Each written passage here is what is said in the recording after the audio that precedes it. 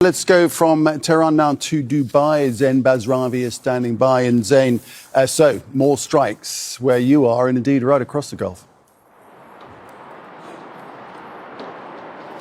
That is correct. We're also hearing reports that the latest attacks here in the UAE, they were intercepted, but debris fall may have resulted in the deaths of 2 people. Initial reports coming out that may have happened in Dubai. We're waiting for official confirmation from the government, but we are hearing that is the case, and it would track with what we've seen in the past. This, I think, is perhaps the second week in a row that there's been serious repercussions from these ongoing retaliatory strikes by Iran. What leaders here and people living and working here are worried about is that these GCC countries, these Arab states, these cities that have been known for so long as safe havens, as places for business and commerce and progress, may become a security front line, perhaps in the long term, in this war between the U.S. and Israel on one side, the side that started it, and Iran on the other, that is retaliating in a way that is really squeezing these GCC neighbors that are stuck in the middle politically, but also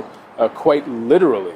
And as these attacks carry on, the threat to people living and working here clearly is playing out in real time. The UAE this morning, just a few hours ago, alerts going off, and the sounds of explosions could be here in Dubai, of outgoing fire, of the interceptions happening. And the UAE in the early hours of this morning before sunup saying that the Ministry of Defense is engaging its air defenses once again. Sounds heard in scattered areas of the country are the result of air defense systems intercepting ballistic missiles and fighter jets intercepting drones and loitering munitions.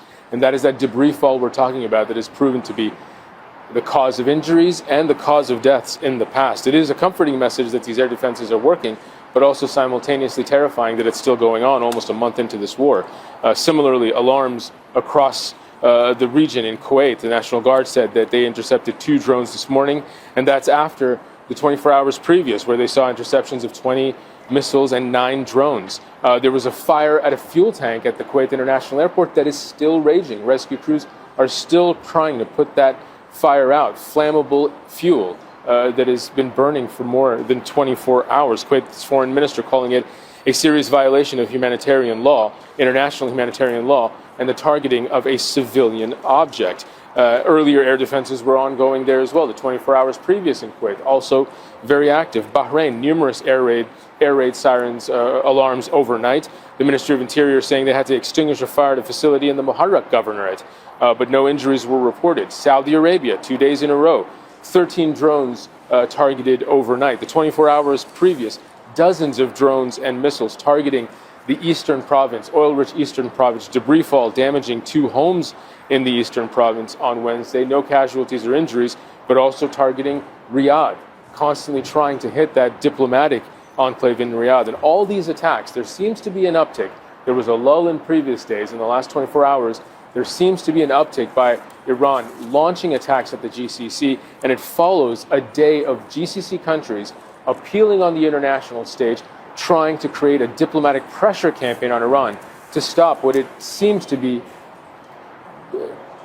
really hell-bent on continuing to do going forward. Okay.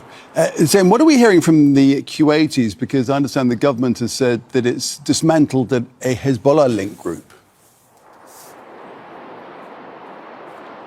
So this is really a parallel sort of part of the conflict we've seen playing out in these cities in the GCC. Now, we have to remind people that the stability of these countries depends very, very squarely on the fact that they are strong security states.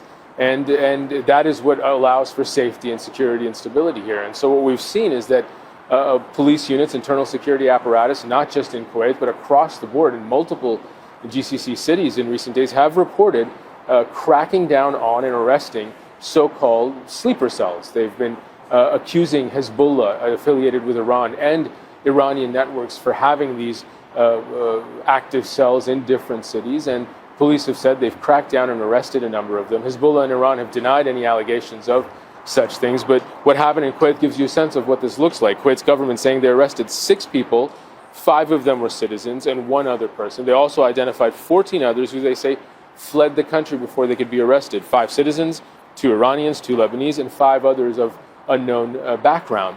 But what we're hearing from Kuwaiti authorities is that they were questioned, suspects confessed to planning to carry out assassination operations, targeting state symbols and leaders, and recruiting individuals to perform these tasks. So campaigns of chaos on the ground is part of asymmetric warfare, which does go along with what we're seeing Iranian tactics to be. They are carrying out asymmetric warfare. Retaliating against GCC countries is part of a smaller military force going up against a larger one.